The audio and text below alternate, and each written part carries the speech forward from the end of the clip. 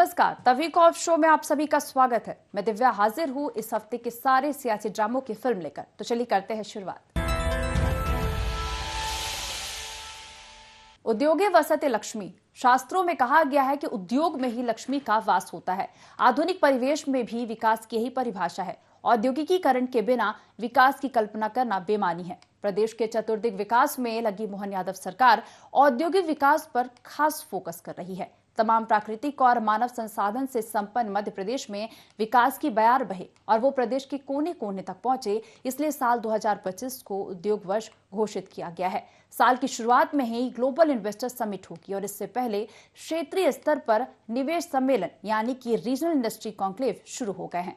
पहला उज्जैन में हुआ, दूसरा जबलपुर में। सरकार इन्हें कामयाबी बता रही है तो विपक्ष सवाल उठा रहा है। देखिए रिपोर्ट। विकास की दिशा में तेजी से आगे बढ़ रहा मध्य प्रदेश नई उड़ान भरने जा रहा है। ये उड़ान है औद्योगिक विकास की। तमाम प्राकृतिक संसाधनों से संपन्न मध्य प्रदेश को उद्योग धंधों के क्षेत्र में आगे बढ़ाने के लिए डॉक्टर मोहन यादव सरकार ने फुल प्रूफ प्लान तैयार किया। इसके लिए 2025 को उद्योग वर्ष के रूप में घोषित किया गया है। देश और दुनिया भर से निवेश लाकर प्रदेश को एक नई उड़ान देने की पूरी तैयारी। 2025 की शुरुआत में भोपाल में ग्लोबल इन्वेस्टर समिट होगी। इसके पहले क्षेत्रीय स्तर पर रीजनल इंडस्ट्री कॉन्क्लेव बुलाई जा रही है। पहली समिट उज्जैन में हुई और अब दूसरी जबलपुर में। जबलपुर की कॉन्क्लेव में 17,000 करोड़ से अधिक के निवेश के करार का दावा सरकार कर रही है।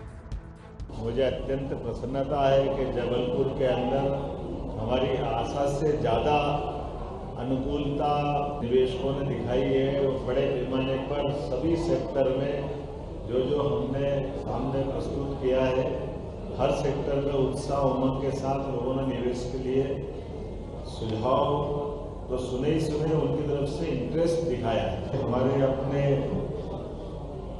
अभी तक की हमारी जो सबमिट हुई है उसका रिकॉर्ड यहाँ टूटा है। प्रदेश में कुल 17,000 करोड़ के निवेश आज यहाँ उसके प्रस्ताव एक तरह से फाइनल भी हो गए, हमको प्राप्त हुए हैं।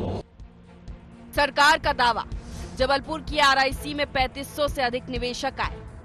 17,000 करोड़ से अधिक के निवेश का करार हुआ। इन निवेशों से 12,000 से अधिक लोगों को रोजगार मिलेगा। 265 औद्योगिक इकाइयों के लिए 340 एकड़ जमीन आवंटित की गई। Defence, agriculture, health, garments, tourism समेत सभी सेक्टर्स पर निवेश के प्रस्ताव आए। बीते 2 दशकों में 10 से अधिक इन्वेस्टर समिट मध्य प्रदेश में हो चुकी है। पहले की भाजपा सरकारों के साथ 15 महीने तक रही कमलनाथ की सरकार ने भी मैग्निफिसेंट एमपी नाम से बड़ा आयोजन किया था। विपक्ष सवाल कर रहा है कि पहले हुए औद्योगिक निवेश के करारों में से कितने धरातल पर उतरे। विपक्ष मौजूदा सरकार के निवेश प्रोग्राम को भी हवा हवाई और बंदरबाट बता रहा है। पहले 10 समिट हो चुकी हैं। 10 समिटों में क्या परिणाम आए ये बताते ही नहीं है कि 10 समिटों में कितना नियोजन किया, उद्योगपतियों ने कौन कौन सा उद्योग लगाया। बल्कि हुआ ये कि आयरन, स्पंज आयरन के नाम पर रजिस्ट्रेशन किया, फॉर्म भरा, लीज ले ली आयरन ओर की और लीज बेच दी, फैक्ट्री लगाई नहीं। ये बंदरबांट और लूट का कार्यक्रम है। मध्य प्रदेश की जनता को कोई फायदा नहीं होगा इससे, ये केवल दिखावा है। इसमें कोई संदेह नहीं कि डॉक्टर मोहन यादव सरकार ने पिछले 6 महीने में कई नवाचार किए। बात चाहे आम लोगों को एयर एम्बुलेंस जैसी सुविधा देने की हो, आधुनिक मानदंडों पर उच्च शिक्षा के लिए पीएम श्री कॉलेज, ये वो नवाचार हैं जो आम आदमी की जिंदगी को आसान कर रहे हैं। मध्य प्रदेश देश के विकसित राज्यों में एक है, लेकिन संसाधनों की विपुलता के बाद भी मध्य प्रदेश की औद्योगिक प्रगति उतनी नहीं हुई जिसका वो हकदार है। पर्याप्त उद्योग धंधे न होने की वजह से बेरोजगारी और पलायन की समस्या भी बनी हुई है। देखना यह है कि डॉक्टर मोहन यादव का मिशन निवेश मध्य प्रदेश को विकास की राह में कितना आगे बढ़ाता है। Bureau report, IND 24।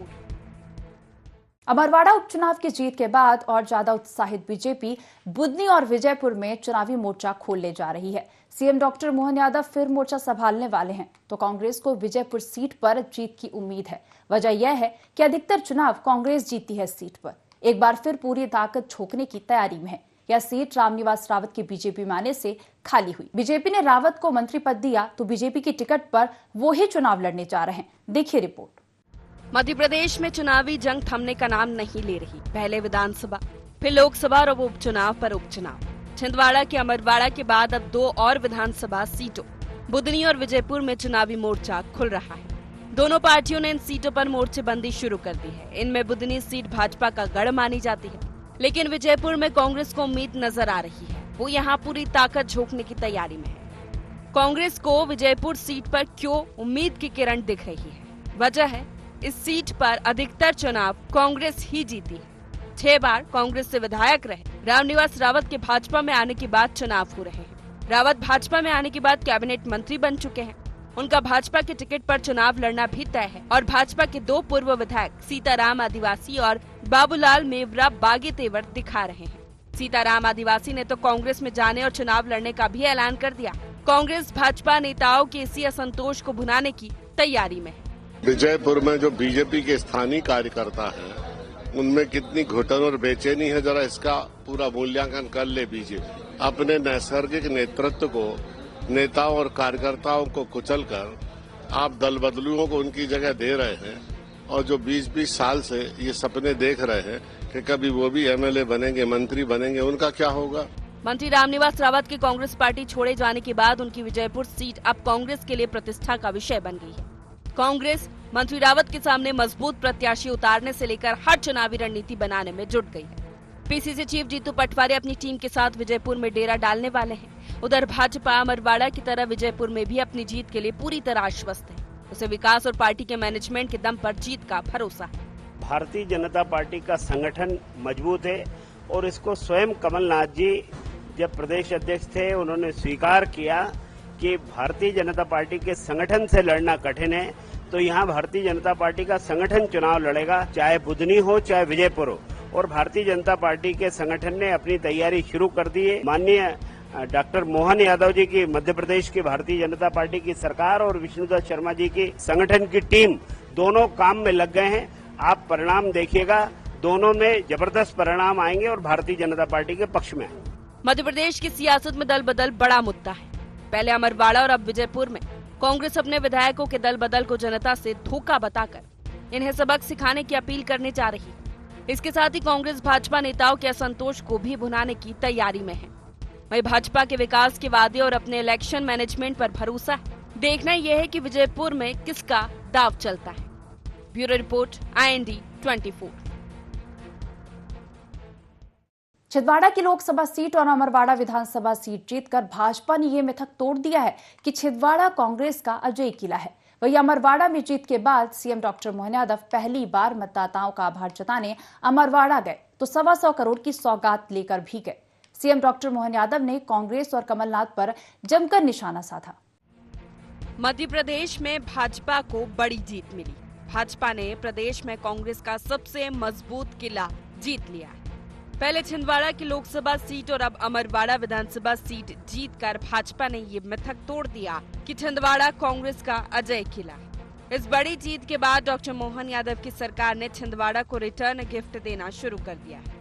अमरवाड़ा में जीत के बाद सीएम डॉक्टर मोहन यादव पहली बार मतदाताओं का आभार जताने अमरवाड़ा गए तो 125 करोड़ की सौगात लेकर भी गए। इस मौके पर सीएम ने छिंदवाड़ा की जनता का आभार जताया, विकास की हर जरूरत पूरी करने का वादा किया तो कांग्रेस और कमलनाथ पर जमकर निशाना साधा। अमरवाड़ा उपचुनाव के बाद जिस प्रकार से ये सैलाब उमड़ा है, हमने यहाँ से लगा समुद्र तो नहीं देखा है, लेकिन मनुष्यों का समुद्र बता रहा है कि यहाँ का उत्साह, उमंग और माहौल क्या है। इस जीत में नरेंद्र मोदी जी की लोग कह रहे थे कि छिंदवाड़ा बड़ा कठिन है, छिंदवाड़ा असंभव है, छिंदवाड़ा तो कांग्रेस का गढ़ है। हमने उस समय भी कहा था गढ़ नहीं गड़बड़ है, गड़बड़, और आपने सही सिद्ध किया। जोरदार अभिनंदन आप सबका। जो जो वादे हमने हमारी सरकार के माध्यम से किए थे, हमने कहा था कि आप मदद करिए, भारतीय जनता पार्टी को जिताइए और भारतीय जनता पार्टी के माध्यम से ये सरकार यहाँ के सभी युवाओं के अरमानों का, सभी महिलाओं का, सभी किसानों का, सभी गरीबों के हितों की सारी रक्षा करने की गारंटी हमारी सरकार लेगी, ये हमने आश्वासन दिया। और एक एक आश्वासन के ऊपर जो जो कहा था, किसी बात की कोई कमी कसर नहीं रहने दी जाएगी। हम बड़े टुकुर टुकुर देखते थे, फसल हमारी, मेहनत हमारी, छिंदवाड़ा के लोग मेहनत करें, साफा बांधने कोई और आ जाते थे, अपने जीत का सर्टिफिकेट लिया और हुर्र से चिड़िया उड़ जाती थी। वो चिड़िया भी गई, चिड़िया का बच्चा भी गया, सबकी भारत माता की जय हो गई। क्या राजपाट का जमाना था भगवान जाने। पहले भाई साहब 8 बार, फिर भाभी जी, फिर बेटा जी, अपने ही खानदान का राज चल रहा। जैसे छिंदवाड़ा वाले रोटी खाते ही नहीं थे, आपने भी क्या झपट्टा मारा है कि लाखों के भार फेंका है, छोटा मोटी हार जीत नहीं हुई है। मुख्यमंत्री डॉक्टर मोहन यादव विकास वर्षा कर अमरवाड़ा के बाद पूरे छिंदवाड़ा जिले को अपने कब्जे में लेने की कोशिश में लगे हैं, तो कांग्रेस को अब भी छिंदवाड़ा में अपनी जमीन मजबूत होने का भरोसा है। कांग्रेस अमरवाड़ा की जीत को शासन तंत्र के दम पर मिली जीत बता रही है, तो सीएम डॉक्टर मोहन यादव की सौगातों को भी सागर में एक बूंद जैसी बता रही है। कांग्रेस का कहना है कि अमरवाड़ा हो या छिंदवाड़ा, यहाँ जो भी विकास हुआ है कमलनाथ और कांग्रेस की सरकारों ने किया है। देखिए, छिंदवाड़ा हमारे पूर्व मुख्यमंत्री आदरणीय कमलनाथ जी वहाँ से विधायक हैं और उन्होंने छिंदवाड़ा का जो विकास पिछले कई वर्षों में किया है उसकी बराबरी ये राज्य शासन कर भी नहीं सकती। छिंदवाड़ा में आज बच्चा बच्चा वहाँ का जानता है कि जो कमलनाथ जी ने छिंदवाड़ा जिले के लिए किया। बीजेपी का प्रत्याशी जोड़ तोड़ से जीता है। पूरे प्रदेश की जनता ने देखा है कि जिस तरह से 18 राउंड तक वहाँ पर कांग्रेस प्रत्याशी जीत रहा था, अचानक लाइट चली जाती है, अचानक पूरी निर्वाचन आयोग की टीम खाना खाने चली जाती है और जिस तरह से आखिरी ईवीएम मशीनें खराब होती हैं, उससे पूरे शंका पैदा होती है कि वहाँ पर क्या नहीं किया गया होगा। तो अगर वो सौगात देते हैं तो वो वहाँ के प्रशासन को देना चाहिए उनको। मध्य प्रदेश देश में बीजेपी का सबसे मजबूत गढ़ बनकर उभरा है और इसके साथ ही पहले लोकसभा की 29 में से 29 सीटें और अब अमरवाड़ा विधानसभा में पार्टी को कब्जा दिलाकर सीएम डॉक्टर मोहन यादव नायक बनकर उभरे हैं। अमरवाड़ा की जीत को कांग्रेस भले ही छोटी और प्रशासनिक तंत्र की मदद से मिली जीत माने, उसे ये सोचना होगा कि अगर छिंदवाड़ा जैसे उसके मजबूत किले हाथ से जा सकते हैं, बाकी का क्या होगा, खासकर तब जब डॉक्टर मोहन सरकार विकास वर्षा से यहाँ अपने वोटों की फसल को सींचने में जुटी है। Bureau report, IND 24। छत्तीसगढ़ में सरकारी योजनाओं पर सियासत जारी है। इसी कड़ी में भूपेश सरकार की एक और योजना साय सरकार की निगाह में चढ़ गई है। छत्तीसगढ़ की परंपरा और संस्कृति को संरक्षित करने के लिए भूपेश सरकार में राजीव युवा मितान क्लब का संचालन किया गया था। इन योजनाओं में करोड़ों रुपए खर्च किए गए। अब इस योजना पर बीजेपी ने कांग्रेस को आड़े हाथों लिया है और इस पर बयानबाजी भी शुरू हो गई है। इसी पर देखिए खास रिपोर्ट। छत्तीसगढ़ में सरकारी योजनाओं पर सियासत जारी है। इसी कड़ी में भूपेश सरकार की एक और योजना साय सरकार की निगाह में चढ़ गई है। छत्तीसगढ़ की परंपरा और संस्कृति को संरक्षित करने के लिए भूपेश सरकार में राजीव युवा मितान क्लब का संचालन किया गया था। इन योजनाओं में करोड़ों रुपए खर्च किए गए। अब इस योजना पर बीजेपी ने कांग्रेस को आड़े हाथों ले लिया है। मितान पर सवाल। साय सरकार की नजर में चढ़ी भूपेश सरकार की और स्कीम। सवालों के घेरे में है युवा मितान क्लब योजना। 18 सितंबर 2021 को हुई थी योजना की शुरुआत। योजना के लिए था 132 करोड़ रुपए का प्रावधान। राहुल गांधी के कार्यक्रम के लिए करोड़ों की टी-शर्ट खरीदने का आरोप। राजीव युवा मितान क्लब के नाम कांग्रेस पर करोड़ों के भ्रष्टाचार का आरोप है। मसलन राहुल गांधी की सभा के लिए खेल विभाग की ओर से बिना ऑर्डर निकाले करोड़ों रुपए के शर्ट की खरीदी की गई। भाजपा का दावा है कि इस घोटाले के पूरे दस्तावेज उसके पास मौजूद है।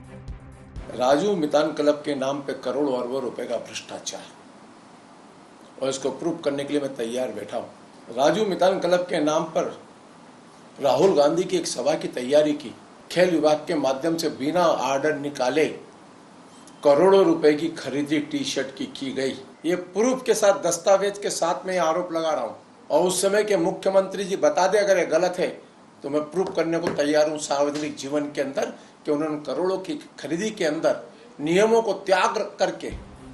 बीजेपी के इन आरोपों पर कांग्रेस कार्रवाई की चुनौती दे रही है। कांग्रेस का कहना है कि अगर भाजपा के पास घोटाले के सबूत हैं तो तथ्य पेश करे, कार्रवाई करे, उसे डर किस बात का है।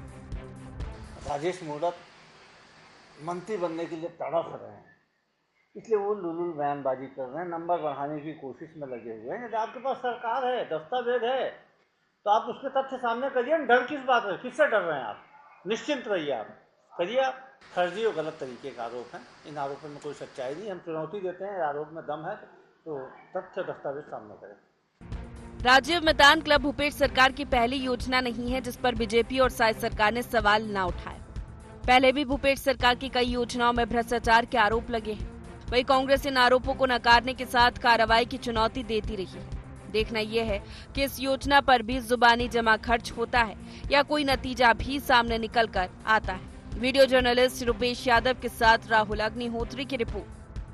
छत्तीसगढ़ में पिछले दिनों में बढ़ी गौ तस्करी और गौ हत्या से जुड़ी घटनाओं ने रक्षकों समेत सरकार की भी चिंता बढ़ा दी है। चाहे बात करें आरंग की गौ तस्करी की या फिर दुर्ग और कवर्धा में मिले गाय के क्षत विक्षत शरीर की, सरकार इन घटनाओं के बाद चिंता में है और गौरक्षा के कड़े प्रावधान करने जा रही है। गौरक्षा के लिए कड़ा कानून। गौवंश तस्करी रोकने के लिए साई सरकार का कड़ा कानून। गौ तस्करी पर 7 साल की सजा और 50,000 जुर्माना। जिला लेवल पर नोडल अधिकारी की नियुक्ति। एक्शन न लेने पर पुलिस वालों पर भी होगी कार्रवाई। गौ तस्करी में जब्त किए गए वाहन होंगे राजसात। गौ तस्करी पर बनाई संपत्ति को भी किया जाएगा राजसात। इसके साथ इस मामले को लेकर सियासत भी तेज हो चली है। बीजेपी और कांग्रेस दोनों इस मामले को लेकर आमने सामने हैं। भाजपा का दावा है कि कांग्रेस ने 5 साल में केवल तुष्टीकरण की राजनीति की। उनके अपने लोग गौ तस्करी में लिप्त थे। भाजपा की सरकार गौ तस्करों के खिलाफ कड़ी कार्रवाई करने के लिए प्रतिबद्ध है।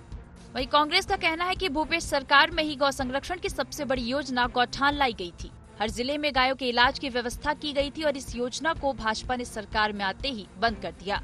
कांग्रेस ने भाजपा नेताओं को गौ तस्करी में लिप्त बताया है।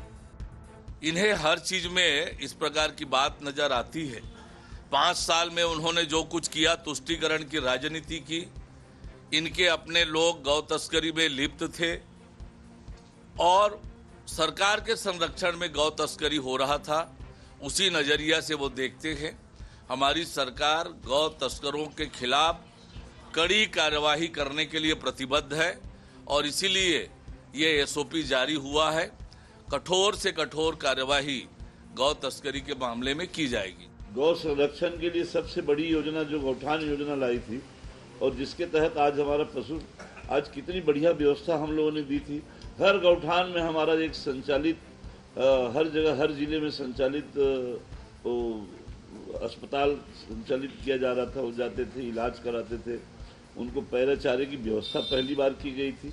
उसको तो ये लोग बंद कर दिए हैं। कांग्रेस क्यों बंद करेगी? कांग्रेस ने तो अच्छी व्यवस्था दी थी, उसको बल्कि भारतीय जनता पार्टी ने बंद करी है और इसको तो संरक्षण खुद भाजपा के लोग दे रहे हैं। छत्तीसगढ़ में गौ तस्करी शुरू से ही सियासत का बड़ा मुद्दा रहा है।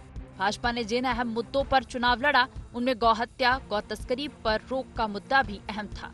साई सरकार का गौ तस्करी पर रोक का कानून लाना बेशक सरकार की एक सकारात्मक पहल है, लेकिन ऐसे कानून का सही तरीके से कितना क्रियान्वयन हो पाता है ये देखने लायक होगा। कैमरामैन रुपेश यादव के साथ राहुल अग्निहोत्री की रिपोर्ट।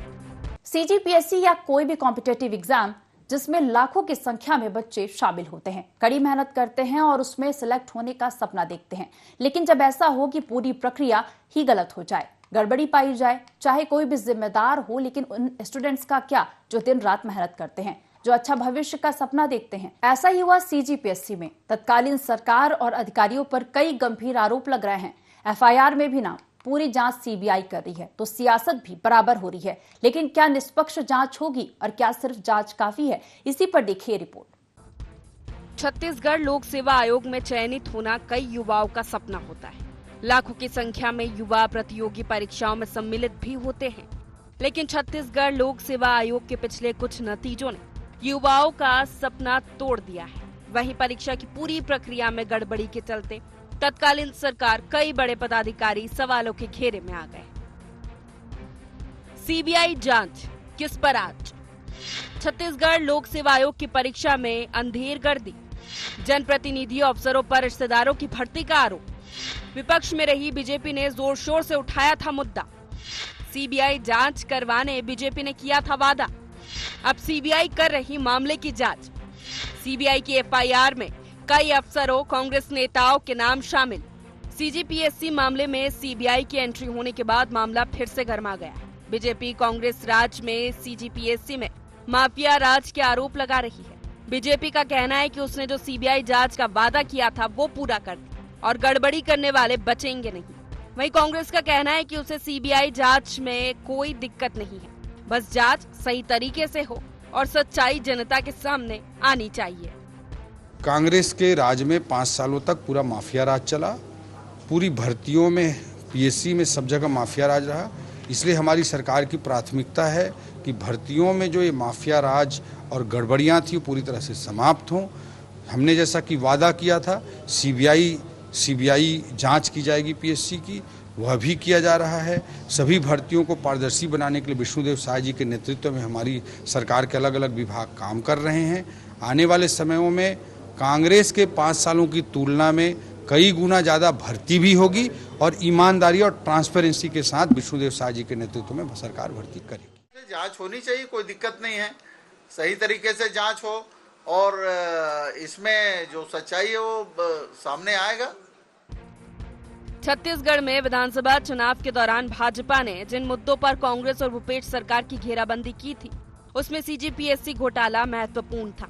बीजेपी ने अपनी सरकार आने पर युवाओं के साथ अन्याय और दोषियों को जेल भेजने का वादा किया था। अब देखना यह है कि सीबीआई के हाथ जांच आने के बाद इस मामले में किस पर आंच आती है। कैमरामैन रुपेश के साथ राहुल अग्निहोत्री की रिपोर्ट। छत्तीसगढ़ में 22 जुलाई से मानसून सत्र की शुरुआत होने वाली है। मानसून सत्र को लेकर राजनीतिक दलों की तैयारियां जारी हैं। बैठकों का दौर दोनों ही दलों में देखने को मिल रहा है। राजनीतिक दल यह तय करने में लगे हुए हैं कि आखिर कौन कौन से मुद्दे इस बार सत्र में उठाए जाएंगे। साथ ही इस बार सत्र में कुल 5 बैठकें होंगी।